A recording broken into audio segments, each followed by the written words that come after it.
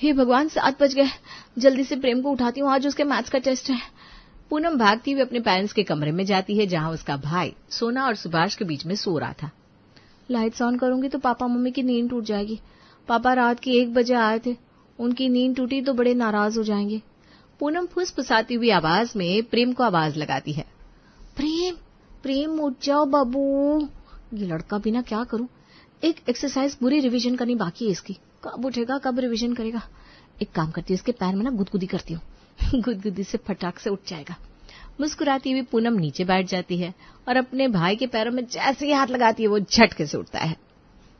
मम्मा मम्मा। क्या हो गया बेटा, तू ऐसे अचानक से क्यों उठा? तेरी तबीयत तो ठीक है ना बेटा? कोई बुरा सपना देखा क्या? ये लो आप भी उठ गई। मैं तो सिर्फ प्रेम को जगाने आई थी मम्मी, आज प्रेम का मैथ्स का टेस्ट है ना, वो मैंने सोचा इसे उठाने के लिए गुदगुदी करती हूँ, पर इसकी पैर को जैसे ही छुआ ये हड़बड़ाकर उठ गया। इस तरह किसी को जगाते हैं क्या? दिमाग में भूसा भरा है क्या तेरे? सोना एक हाथ से अपने बेटे का हाथ पकड़ती है और बिस्तर से उतरती हुई दूसरे हाथ से पूनम का हाथ पकड़कर कमरे से बाहर आ जाती है और कमरे का दरवाजा धीरे से बंद कर देती है। ये ख्याल रखेगी तू अपने भाई का? इस तरह नींद से किसी को जगाता है क्या कोई? अचानक से ऐसे अगर कोई चमक उठता है तो उसके दिमाग को नुकसान पहुंच सकता है। ये ख्याल रखेगी तू अपने भाई का? पता नहीं आगे जाकर कैसे घर बसेगा। बेचारी पूनम फूट फूट कर रोने लगती है। दीदी तुम रो मत, तुम रोगी तो मुझे भी रोना आएगा। मम्मी को जाने दो, मम्मी तो हर वक्त गुस्से में रहती है। प्रेम फटाफट स्कूल जाने के लिए तैयार होने लगता है और पूनम उसका बैग पैक कर फौरन किचन में जाकर अपने भाई के लिए नाश्ता और टिफिन की तैयारी करने लगती है। मैं जब तक सैंडविच खाता हूँ मुझे फॉर्मूलाज रिवाइज करवा दो ना दीदी। पूनम की लाइफ यही थी। अपने 6 साल छोटे भाई का वो एक माँ की तरह ख्याल रखती थी। दोपहर के वक्त माफ नहीं करेगी अपनी माँ को? मैं तुमसे नाराज ही नहीं होती हूँ माँ, पर मैं तो कुछ उल्टी बातें बोल देती हूँ ना बेटा, क्या करूँ। अचानक नींद से उठी थी ना, इसलिए गुस्से में मेरे मुंह से कुछ भी निकल गया। एक ही तो भाई है तेरा ले देकर, वो भी कितनी मन्नतों के बाद हुआ है। प्रेम को लेकर मेरे मन में ना डर बना रहता है बेटा। मुझे पता है मम्मी, तुम्हें इतना सब बताने की जरूरत नहीं है मुझे। मेरी लाडो, जा तेरे पापा उठ गए होंगे, उन्हें चाय पकड़ा दे और ये चीनी का डब्बा साथ पे ले जाना। ऊपर से 1 चम्मच चीनी जब तक ना डाले उन्हें शांति नहीं मिलती। तुम्हें किचन में आने की क्या जरूरत थी मम्मी? जैसे पापा के लिए बेडरूम में चाय जा सकती है, तुम्हारे लिए भी चली जाती। हट पगली, ऐसा नहीं होता। बेटी बीवी बहनों का धर्म होता है मर्दों की ताकत बनकर उनकी सेवा करना। जैसे पहले मैं तेरे नाना जी के बल पर जीती थी, उसके बाद तेरे पापा मिल गए और अब प्रेम। ये 3 सहारे ही तो होते हैं औरत के जीवन के। ये 3 सहारे ही होते हैं। अपने पापा को चाय देने के बाद पूनम तैयार होकर कॉलेज के लिए निकल जाती है। दिन गुजरता जाता है और 12वीं से पूनम ग्रेजुएशन में आ जाती है और ग्रेजुएशन फाइनल का एग्जाम देकर ग्रेजुएट हो जाती है। पढ़ाई तो हो गया ना बेटा, तो इस तरह बैग लेकर कहाँ घूमती रहती हो तुम? कॉलेज तो खत्म हो गया पापा, पर जिस काम के लिए इतनी मेहनत की है 3 साल, अब वो वक्त आ गया है। कॉलेज में प्लेसमेंट चल रही है। अगर मुझे अच्छी कंपनी में जॉब मिल गई तो मैं सेल्फ डिपेंडेंट हो जाऊंगी और सिटीज भी अच्छी है, बेंगलुरु, हैदराबाद, कोलकाता, रहना खाना पीना सब फ्री। पूनम की माँ, पूनम की माँ। सुभाष अपनी बीवी को आवाज लगाता है। सुभाष की आवाज सुनकर सोना भागते हुए रसोई से बाहर आती है और पल्लू से अपने हाथों को पोंछते हुए कहती है, क्या हुआ जी? पूनम ने ऐसा क्या बोल दिया? पापा गुस्से में क्यों है पूनम? मैंने तो कुछ नहीं बोला मम्मी। मैं तो दिन भर गद्दी में रहता हूँ, मेरे पीठ पीछे ये सिखा रही है आप अपनी बेटी को कि घर छोड़कर दूसरे शहर में बस जाओ। ऐसी क्या जरूरत आन पड़ी इससे जो ये सेल्फ डिपेंडेंट होना चाह रही है? खाना कपड़ा क्या नहीं मिलता इसे? अच्छा खाती है, अच्छा पहनती है, पढ़ने पर भी कोई रोक नहीं लगाई हमने। पूनम ये सब क्या बोला है तूने अपने पापा से? बेटा माफी मांग। तुझे पता है ना हमारे घर में ये बाहर जाना अलाउड नहीं है। पर प्रेम को तो आपने 10th के बाद ही बाहर पढ़ने के लिए भेज दिया मम्मी। मेरे वक्त आपने कहा था सारे पैसे पढ़ाई में लग जाएंगे तो शादी कैसे होगी, इसलिए मैंने जिद नहीं की। पर अब मैं खुद कमाऊंगी, खुद का खर्चा खुद उठा पाऊंगी और होगा तो प्रेम की मदद भी कर पाऊंगी, आप लोगों की मदद कर पाऊंगी, मेरी शादी के लिए भी पैसे जमा कर पाऊंगी। सुभाष कुछ नहीं कहता और वहां से उठकर चला जाता है। अगली सुबह पूनम को मनाने के लिए उसके चाचा और चाची घर आते हैं। अरे बेटा, एक उम्र तक शादी हो जाए तो अच्छा है। अब 24-25 साल के बाद दुल्हन बनी लड़कियां अच्छी थोड़ी ना लगती है। दुल्हन तो क्यूट सी होनी चाहिए। मेरी खुद की शादी 19 में हो गई थी और 20 में तेरा भाई हो गया। अब देख मुझे क्या ही कमी है, सब कुछ तेरे चाचा जी कर ही देते हैं। और ये नौकरी चाकरी तो उन लोगों को करनी पड़ती है जो मजबूरी के मारे होते हैं। दूर जाने की जरूरत नहीं है तो अपने घर की काम वाली को ही देख ले। ये बेचारी मजबूरी में काम कर रही है। अगर इसका मर्द अच्छा होता तो ये थोड़ी ना दौड़ धूप करती। ये क्या बात कर रही है अब भाभी? ऐसी कोई बात नहीं है। मेरा मर्द कमाता है, मैं भी कमाती है, हम दोनों कमाते ताकि अपने बच्चों को अच्छे से पढ़ाई करवा सके। तुझे किसी ने बीच में बोलने को कहा क्या? तू रसोई में जा और अपना काम कर। देख बेटा, जब इंसान का दिमाग खाली रहता है ना, तभी उसके दिमाग में फालतू बातें आती है। तू ना अपनी इन सहेलियों के सुनना छोड़ दे, ये तेरे काम नहीं आने वाली। कितना भी पढ़ ले, कितना भी नौकरी कर ले, आखिर में तो घर ही संभालना है उन्हें भी। तेरे पापा ने एक जगह बात चलाई है तेरी, वो लोग तुझे देखने आने वाले हैं। अभी तुझे खुद के चेहरे पर ध्यान देना चाहिए और तू है कि प्लेसमेंट के चक्कर में दर दर भटक रही है।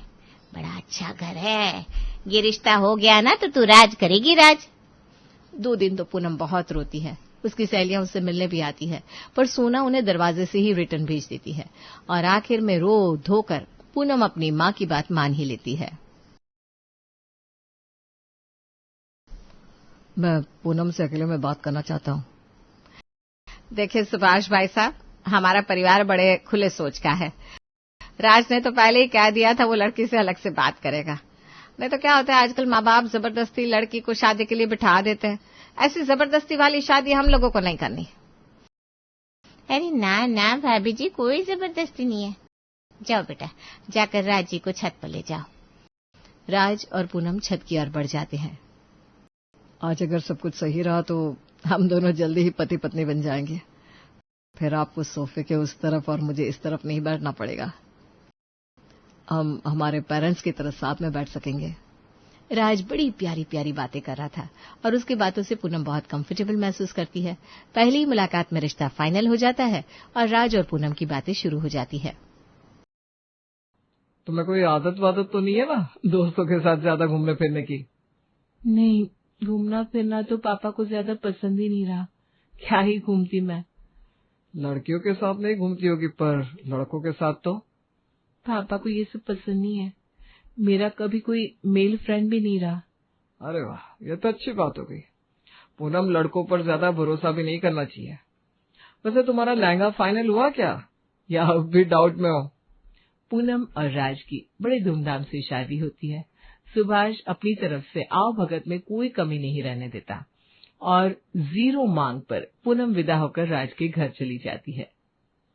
आप अपना सीधा पैर आगे बढ़ाकर घर में गृह प्रवेश करो बेटा, तुम इस घर की लक्ष्मी हो। पूनम राज का हाथ पकड़कर अपने ससुराल, अपने घर में अपना पहला कदम आगे रखती है। मम्मी जी, वो मम्मी ने सभी के लिए लिफाफे भिजवाए थे, मेरे बैग में है, मैं लेकर आऊं? अरे समधन जी, बिना ये लेना देना तो होता रहता है बेटा। कल सुबह तुम दोनों को हनीमून के लिए निकलना है, ये सब बाद में हो जाएगा। पहले हनीमून से वापस तो लौटो। पूनम राज के साथ कमरे में चली जाती है। पता है राज जी, आज मुझे ऐसा लग रहा है जैसे आपको चुनने और शादी करने का ये डिसीजन मेरे जीवन का सबसे खूबसूरत डिसीजन था। अगली सुबह फ्लाइट से पूनम और राज अपने हनीमून के लिए निकल जाते हैं। 2 दिन तो सब कुछ अच्छा चलता है। तीसरी सुबह, पूनम, पूनम। राज की आवाज से पूनम हड़बड़ाकर उठती है। क्या हो गया राज जी, आप इस तरह चिल्लाए क्यों? ऐसे नींद से किसी को अचानक नहीं उठाना चाहिए, कभी माइंड पर असर हो जाता है। ये सब क्या हरकत है? तुम्हारी मम्मी कब से फोन कर रही है, तुमसे फोन नहीं उठाया क्या? बेचारी ने हार कर मुझे फोन किया, मैं ब्रेकफास्ट छोड़कर ऊपर आया हूँ। मम्मी ने फोन किया था, लगता है मेरा फोन साइलेंट पर है, मैं अभी बात कर लेती हूँ। पूनम अपनी सास को फोन मिलाती है। ये सब क्या हरकत है बहू? मैंने जरा छूट क्या दे दी, तुम तो हवा में उड़ने लग गई। ये मत भूलो, मेरा बेटा मेरा ही है, उसे 25 साल मैंने बड़ा किया है। क्या बात होगी मम्मी जी, आप इतना नाराज क्यों हो रही हैं? वो रात को बार बार फोन बज रहा था, इनकी नींद खराब ना हो जाए इसलिए मैंने फोन साइलेंट कर दिया था। रात से कल सुबह की टिकट करवाओ और तुम दोनों वापस आ जाओ। अब तक जहाँ सब कुछ अच्छा था, अचानक ही सब कुछ बदलने लगता है। यहाँ तेरी ननद अपने ससुराल से वापस आकर बैठी हुई है और तुझे हनीमून के फोटोज की पड़ी है। मैं उस घर वापस नहीं जाऊंगी मम्मी, उस घर वापस नहीं जाऊंगी। मेरी जिठानी सोचती है कितना ज्यादा काम करवा ले मुझसे, पहले सास को था बेटा दे, अब बेटा दे दिया, तब भी इन लोगों को शांति नहीं है। आपको घबराने की जरूरत नहीं दीदी, ये आप ही का घर है। मैं अभी आपके लिए शरबत लेकर आती हूँ। पूनम की शादी के 2 दिन बाद ही उसकी ननद मायके आ जाती है और वहीं रहना शुरू कर देती है। दीदी के लिए उपमा बना दिया है, पापा जी तो पराठे खाएंगे, इनके लिए आलू दही की सब्जी बना लेती हूँ, रांची से पेट गड़बड़ है इनका। पूनम सभी के लिए नाश्ते की तैयारी कर रही होती है, तभी उसकी सास रसोई में आती है। एक काम कर बहू, मेरे लिए ना बैंगन की सब्जी बना ले, और कुछ खाने का मन नहीं हो रहा, मेरा मुंह का बिल्कुल स्वाद ही चला गया है। ठीक है मम्मी जी, इनके लिए आलू दही की सब्जी बना रही थी, आपके लिए बैंगन बना देती हूँ। और तेरे पापा जी वो क्या खाएंगे? सिर्फ खुद के बारे में सोचती है क्या बेटा? घर में सबको लेकर चलना पड़ता है। साथ में शिमला मिर्च, गाजर और प्याज की एक भूज कर सब्जी बना ले, अलग से दोपहर में खाई जाएगी। सवेरे सवेरे सभी के लिए अलग अलग नाश्ता बनाने के बाद कपड़े धोना, सुखाना, दोपहर का खाना बनाना, शाम का नाश्ता बनाना और रात का खाना पकाना, पूनम की जिंदगी अब यही रह गई थी। आपके साथ तो वक्त ही नहीं मिल पाता। सुबह 5 मिनट डाइनिंग टेबल पर, रात को 10 मिनट आपके सोने पर। सोचा था ऑफिस से 2 दिन की छुट्टी ली है तो मेरे साथ वक्त बिताएंगे, पर आप तो सूरत जा रहे हैं। अरे जीजू बार बार फोन कर रहे हैं, मुझे लगता है ऊपर दीदी के घर जाकर बात कर लेनी चाहिए। मम्मी बता रही थी कि दीदी ने तुमसे तुम्हारी लाल वाली साड़ी मांगी तो तुमने अलमारी में ताला लगा दिया। नहीं तो, ऐसा तो बिल्कुल भी नहीं हुआ। मैं क्यों ऐसा करूंगी? वो घर पर चूहे बहुत हो गए ना, इसलिए मैंने ताला लगाया था। मैं अभी जाकर दीदी को उनकी पसंद की साड़ी दे देती हूँ। पूनम ये कह रही होती कि प्रेरणा उसके कमरे में आती है। ये सुन लो अपनी बहू की बात मम्मी, इसे मुझे ससुराल भेजना है, घर बैठी ननद इसे सुहा नहीं रही। नहीं मम्मी जी, ऐसी कोई बात नहीं है। दरवाजे के बाहर ही खड़ी थी बहू, मैं सब सुना। मुंह बनाने की जरूरत नहीं है। आपके साथ वक्त नहीं मिलता। अरे पतियों के साथ पत्नियों को इतना ही वक्त मिलता है, हमें कितना वक्त मिल गया था। और वक्त लेकर करना क्या चाहती है? अपनी ननद की चुगली। आप सुन रहे हैं ना, ऐसा कुछ भी नहीं है। मेरा दिमाग खराब मत करो पूनम, ये मम्मी और तुम्हारे बीच का मामला है और मम्मी कभी गलत नहीं बोलेगी, ठीक है? और ये घर जितना तुम्हारा है उससे ज्यादा दीदी का है। तो जो तुम दिमाग लगाने की कोशिश कर रही हो ना, हम भाई बहन को अलग करने की, वो करना ही मत, क्योंकि आजकल लड़कियां यही करती है, फूट डालो और राज करो। मैं सूरत जा रहा हूँ मम्मी, बाकी तुम देख लेना। अब राज पूनम को बिल्कुल वैल्यू ही नहीं देता। वो कमरे में दूसरी ओर मुंह करके सो जाता। वक्त देता तो अपनी माँ और बहन को। पूनम की औकात अपने ससुराल में किसी काम वाले की तरह हो गई थी। मम्मी अच्छा नहीं लगता बिल्कुल यहाँ पर। ये तो मुझसे बात करना ही नहीं चाहते।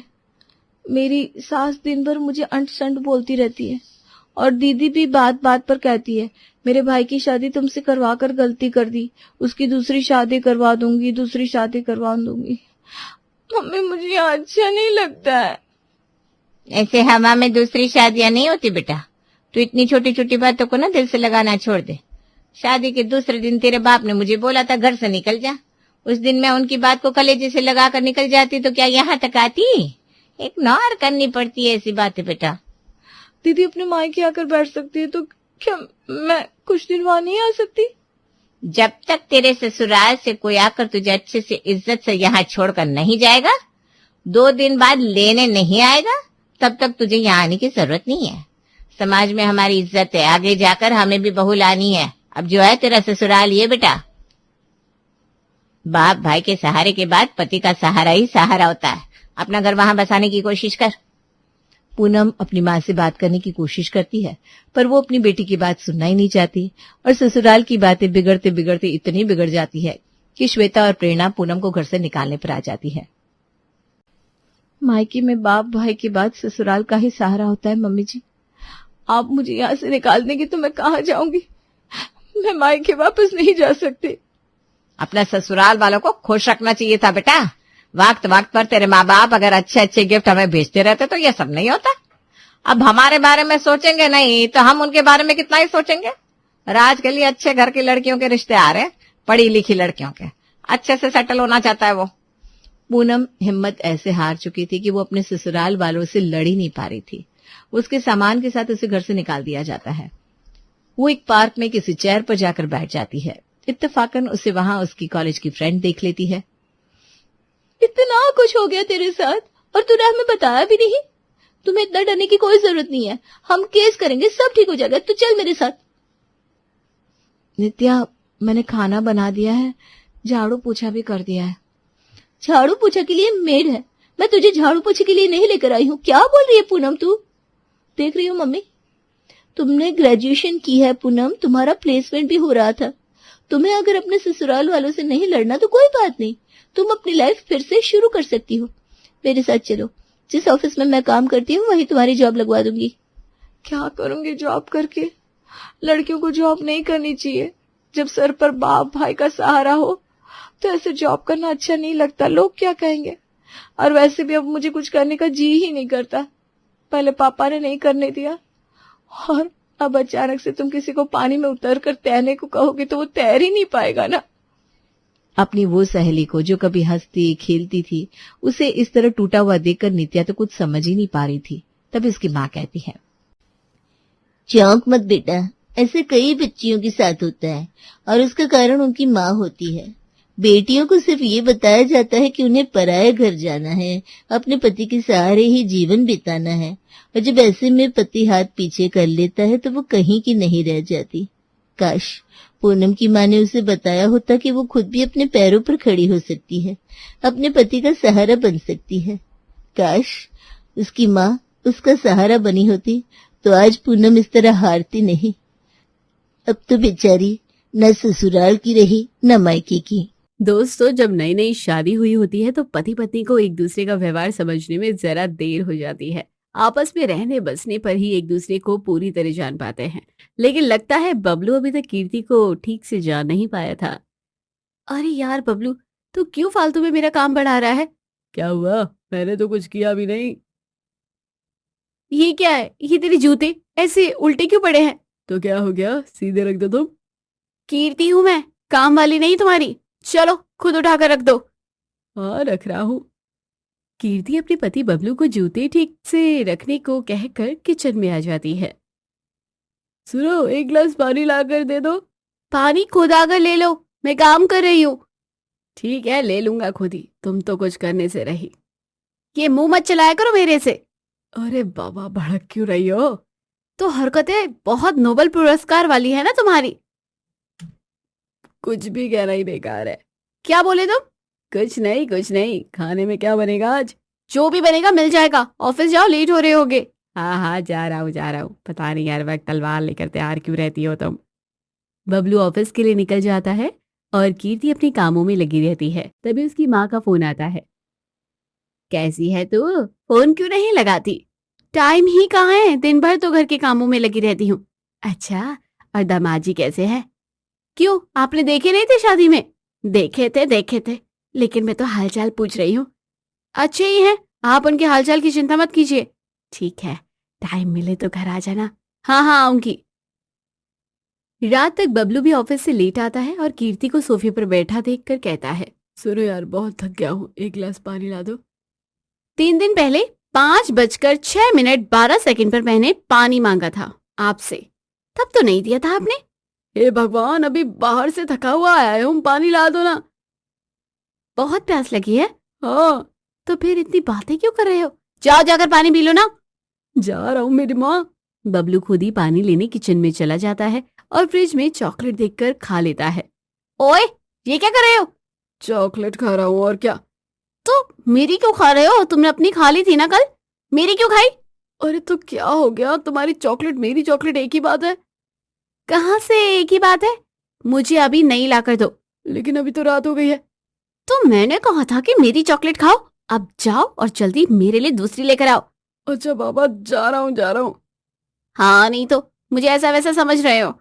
अपनी चीजें का खूब हिसाब रखती हूँ बचपन से मैं। कीर्ति की बातें सुनकर बबलू को रात में ही चॉकलेट लेने के लिए जाना पड़ता है। कभी कभी तो लगता है कि पता नहीं किससे शादी कर ली है, लेकिन अब जब कर ही ली है तो क्या ही कहूँ। इतनी देर कहाँ लग गई? मैडम, रात थी ना, दुकानें कहाँ खुली होती है इस वक्त। तो ये सोचना चाहिए था ना मेरी चॉकलेट खाने से पहले। और सुनो, मेरे हिस्से की आइसक्रीम रखी हुई है फ्रिज में, उसे हाथ भी लगाया ना तो क्रोध की अग्नि से बच नहीं पाओगे। भाई साहब, डर गया मैं तो। चलो खाना खा लो, और हाँ, बर्तन धो देना, कल मैंने धोए थे। ठीक है, धो दूंगा, तुमसे लड़ने का तो मन वैसे भी नहीं है। कीर्ति अपने पति बबलू से ऐसे ही बात करती थी जैसे वो उसे बचपन से जानती हो, और बेचारा बबलू उससे ज्यादा कुछ कह भी नहीं पाता था। सुनो, कल सुबह मुझे मत जगाना जल्दी। क्यों? मैं आज रात को मूवी देखूंगी और फिर कल देर तक सोऊंगी। वाह, और मेरा टिफिन कौन बनाएगा? कभी तो खुद का काम खुद भी कर लिया करो यार, हमेशा मुझे ही बोलते रहते हो, कीर्ति ये कीर्ति वो। ठीक है, तुम्हें जैसा सही लगेगा वही करूंगा। हाँ चल, अब लाइट बंद कर दे और बाहर जाकर सो जा, यहाँ तेरे खराटे की वजह से मूवी में डिस्टरबेंस हो जाएगी। जा रहा हूँ। बबलू को कमरे से बाहर निकाल कर कीर्ति मजे से मूवी देखती है। सुबह बबलू खुद का टिफिन और नाश्ता तैयार करके ऑफिस निकल जाता है। एक काम नहीं आता इसको अच्छे से, अब किचन का क्या हाल करके गया है। कीर्ति काम ही कर रही थी कि तभी उसका फोन बज रहा था और देखा तो बबलू ही कॉल कर रहा था। सुनो, मेरी एक बहुत इंपॉर्टेंट फाइल घर में रह गई है, येलो कवर वाली है, हॉल में होगी टेबल पर, ऑफिस तक दे जाओ। एक तो खुद का काम भी ढंग से नहीं कर पाते हो और मेरी किचन की हालत भी खराब कर दी है। तुम पहले फाइल दे जाओ, फिर जो सुनाना है रात को आराम से सुना देना।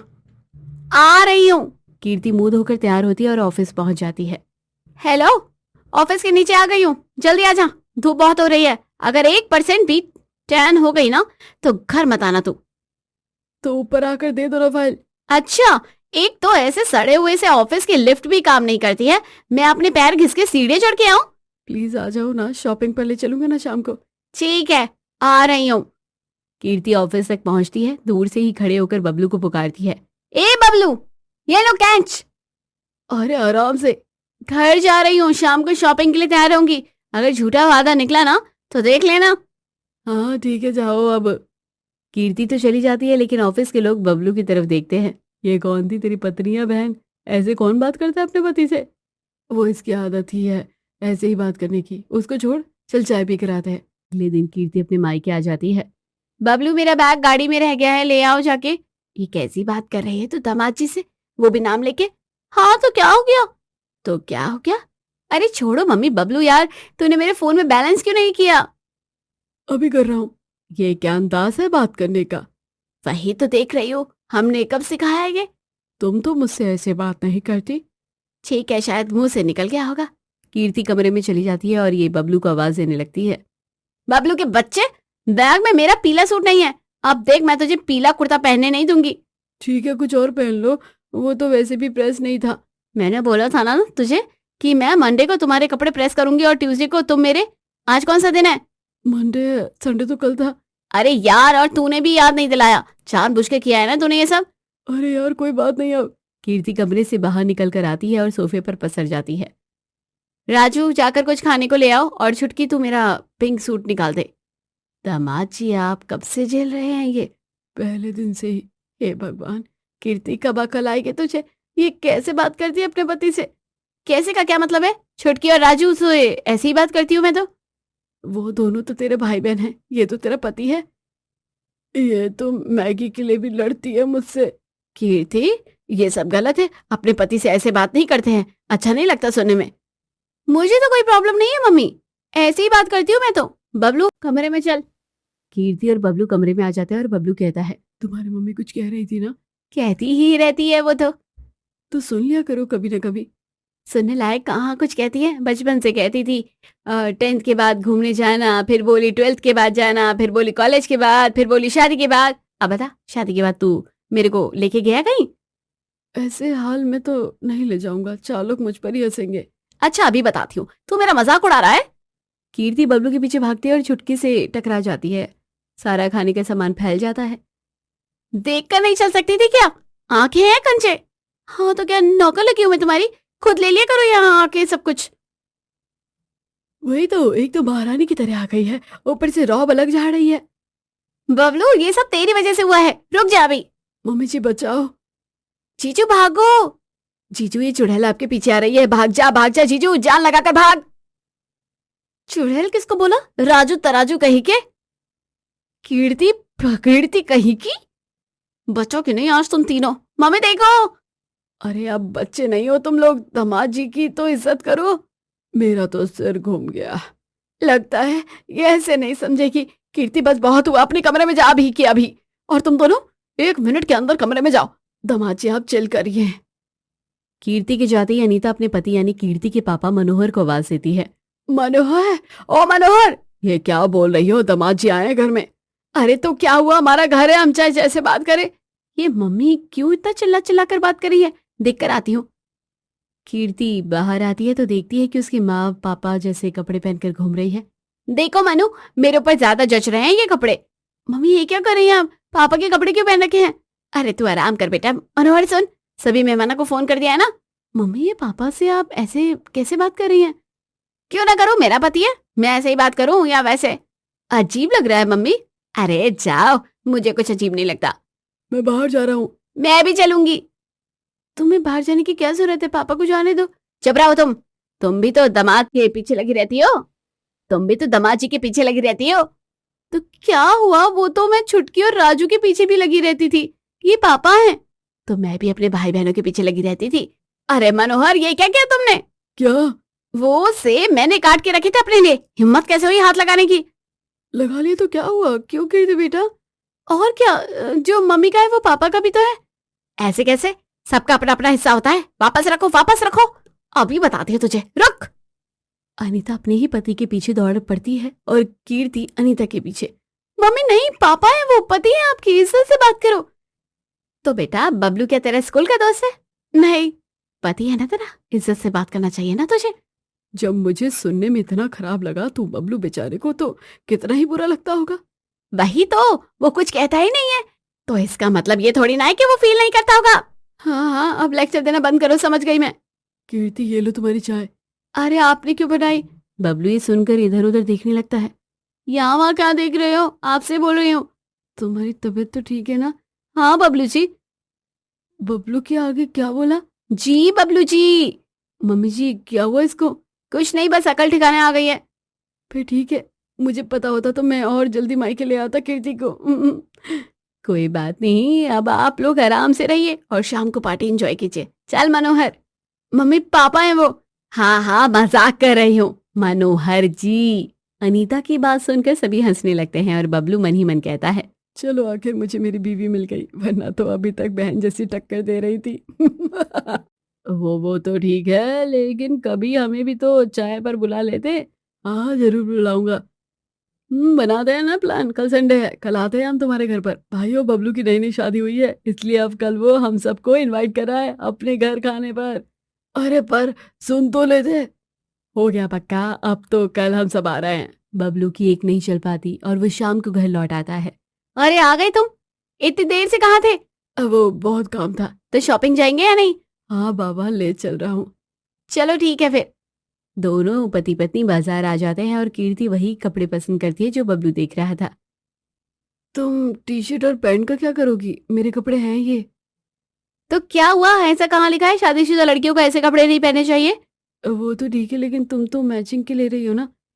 तो तुम्हें क्या लगता है तुम सिर्फ अच्छे दिख सकते हो, यहाँ मैं नहीं? मैं तो तुमसे और अच्छी लगूंगी इन कपड़ों में। तुम्हें मुझसे कंपटीशन करने की क्या जरूरत है भाई? क्यों, तुम्हें डर लग रहा है कि तुम मुझसे हार जाओगे? बबलू चुप रहता है और ढेर सारी शॉपिंग करके दोनों घर आ जाते हैं। शॉपिंग क्या, दोनों ने एक जैसे ही कपड़े तो लिए थे। मेरे साथ तो मत ही चलना ऐसे कपड़े पहन के, पता नहीं लोगों को लगेगा जुड़वा भाई बहन आ गए हैं। एक्सक्यूज मी, मेरी ब्यूटी पर शक मत करो, ये कपड़े बने ही है मेरे लिए है। ठीक है वो सब छोड़ो, कल मेरे दोस्त आ रहे हैं खाने पर। हाँ तो क्या करूं? तो खाना बना देना, और क्या, खाने के लिए ही तो आ रहे हैं। तुम्हारे दोस्त हैं, मेरे नहीं, मैं क्यों बनाऊं? अरे यार मेहमान है, मैंने तो नहीं बुलाए मेहमान। ठीक है, लेकिन कल ये सब पहनकर मत घूमना। उसकी चिंता तुम मत करो, मैं तो यही पहनूंगी। हद करती हो यार। आज मैं ऊपर आसमान नीचे, आज मैं आगे बबलू का बच्चा पीछे। कीर्ति गाते हुए किचन में चली जाती है और मैगी बनाने लगती है। खाना नहीं बनेगा क्या? किचन साफ की तुमने? अब मैगी बना रही हूँ। ठीक है, कल साफ कर दूंगा, प्लीज कल बना दो। मेरे दोस्त आए थे तो तुम तो कोल्ड ड्रिंक तक लेने नहीं गए थे, अब मुझसे तो उम्मीद रखो ही मत। वो मैगी बनाकर बाहर ले आती है और बबलू उसमें से एक चम्मच खा लेता है। बस बबलू का खाना हुआ और कीर्ति का देखना फिर तो मोहल्ले वालों ने भी सुना। तुमने मेरी मैगी खा ली, बबलू डबलू कहीं के। क्यों चिल्ला रही हो, सुन लेगा कोई? सुनता है तो सुन ले, सबको पता चले कि तुम चोर हो। इनके घर का शोर सुनकर बगल वाली विमला चाची आ गई। क्या हुआ बहू, तुम ऐसे क्यों चिल्ला रही हो? बबलू क्या किया तूने बहू को? अरे मैंने कुछ नहीं किया। तो फिर क्यों रुला रहा है फूल सी बच्ची को? फूल तो मेरा बन गया है इससे शादी करके। अच्छा, अभी बताती हूँ तुझे। अपने लिए एक प्लेट मैगी और बनाऊंगी और दूंगी भी नहीं। बस एक चम्मच मैगी क्या खा ली, मोहल्ले को ही जगा दिया इसने तो। एक चम्मच मैगी की कीमत तुम्हें क्या पता बुद्धू चंद? क्या बोला बुद्धू चंद? हाँ, ये तो बहुत छोटा है। तुम्हारा नाम तो होना चाहिए श्री श्री 1008 बुद्धू बबलू चंद महाराज। बबलू?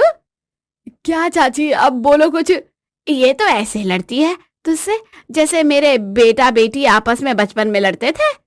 नहीं नहीं चाची, आपको तो फूल सी बच्ची दिख रही थी ना। ये फूल नहीं बेटा, ये तो अंगारा है, जलता शोला, हक का गोला है। मैंने तो आपको पहले ही बोला है। तू ही सवाल, मैं तो चली। विमला चाची घर के नाटक देखकर निकल जाती है और बबलू चुपचाप कमरे में चला जाता है। उसे तो अगले दिन की टेंशन होने लगी थी। अगले दिन रमेश ऑफिस के बाकी लोगों को लेकर बबलू के घर आ जाता है। बबलू भाई, इतनी देर लगती है क्या दरवाजा खोलने में? अरे नहीं, वो जरा किचन में था। अच्छा, भाभी की मदद कर रहे थे? हाँ, तुम लोग बैठो, मैं कोल्ड ड्रिंक लेकर आता हूँ। भाभी को बोलना, वो लेकर आएगी। उस दिन ऑफिस में उनसे मुलाकात नहीं हो पाई थी। वो किचन में खाना बना रही है ना। बबलू, ओ बबलू। आया। बबलू किचन में आता है और कहता है, मेरे दोस्त आ गए, तुम ऐसे क्यों मेरा नाम चिल्ला रही हो? बोला था ना कि कुछ भी हो फोन कर देना। चलो अब कोल्ड ड्रिंक ले आओ। वो तो कल रात में पी गई। क्या 2 लीटर की बोतल पी ली? हाँ, मुझे प्यास लग रही थी। कोई प्रॉब्लम? तो वो कुकीज ही निकाल दो। वो तो मैंने परसों ही खा लिए थे। कुछ छोड़ा है तुमने जो हम मेहमानों को दे सके? नहीं, ऐसे तो कुछ नहीं। ये आलू की भुजिया तो मेरी है, इसको मत देखना। ठीक है, मैं जा रहा हूँ लेने। मैं भी चलूंगी। अरे लेकिन क्यों, मैं अकेले जा रहा हूँ। बबलू किचन से निकल जाता है और कीर्ति पीछे पीछे आकर कहती है, मैं भी चलूंगी। तुम दोनों चले जाओगे तो हम लोग यहाँ क्या करेंगे घर में? तो तुम सबको सोचना चाहिए, किसी के घर जा रहे हो, इतनी गर्मी में कोल्ड ड्रिंक ही ले चले। वाह, ये भी हम करेंगे तो तुम लोग क्या करोगे? हम तो बाहर जा रहे हैं, बबलू चल। कीर्ति की हरकतें देखकर बबलू के दोस्त बहुत हंसते हैं और रमेश कहता है, हम लोग ही जाते हैं, बबलू से तो ऑफिस में ही मिलते रहते हैं। ठीक है, जाओ। कीर्ति कमरे में चली जाती है और बबलू उसके पास आता है। ये क्या किया, ऐसे क्यों बिहेव किया मेरे दोस्तों के साथ? दोस्त ही तो है, कौन सी सास है, जाने दो। मैं उन्हें बाहर तक छोड़ के आता हूँ। बबलू बाहर आता है और रमेश को और बाकी लोगों से कहता हुआ और सुनता है, देखा, मैंने कहा था ना कि बहुत मजा आएगा इसके घर पर। इसकी पत्नी कैसे छोटी छोटी बात पर लड़ने बैठ जाती है, समझ ही नहीं आता बहन है या बीवी। बबलू चुप खड़ा रहता है और दरवाजा बंद करके अंदर आ जाता है। कीर्ति अपनी माँ से फोन पर बात कर रही थी। ठीक है मम्मी, कल हम आ जाएंगे। हाँ हाँ, छुट्टी ले लेंगे। कल जाना है? हाँ, छुटकी का बर्थडे है ना। ठीक है,